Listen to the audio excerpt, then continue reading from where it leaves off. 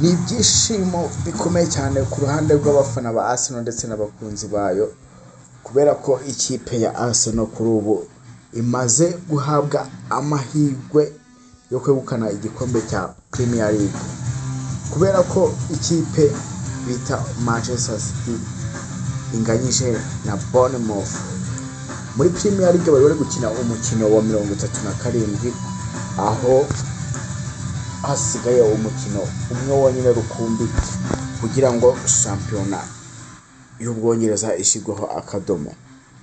Ikipe ya Arsenal yakinye ku munsi w'ejo hasize kuwa mbere, aho yaje gutsinda igitego kimwe ikipe ya Burnley ku busa.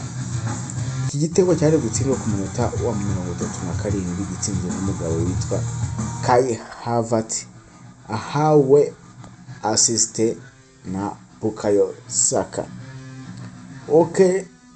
Ikipe ya Arsenal yari imaze igihe idatwara igikombe, kuko yari imaze imyaka irenga 20 idakoza imitwe y'intoki kuri Premier League. Kuri ubu ngubu ikaba ifite amahirwe 100% yo kugitwara, kubera ko mukeba wayo bari bahanganye Manchester City inganyije na Bournemouth igitego kimwe kuri kimwe. Ushobora kuba wakwibaza ngo aya makipe arushanwa gute, cyangwa se ni ikihe kinyuranyo cy'amanota kirimo.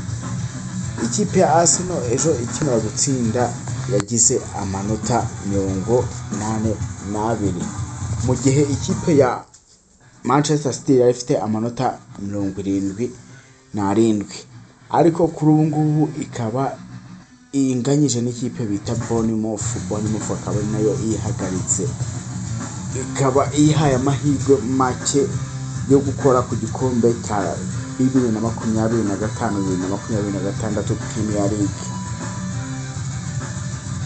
Akaba hasigaye umukino umwe kugira ngo shampiyona y'Ubwongereza ishigweho akadomo, kandi amanota 4 arimo niyo Man City yatsinda Arsenal igatsindwa. Ntabwo Man City yakuramo amanota 4 kubera ko gutsinda umukino aba ari amanota 3.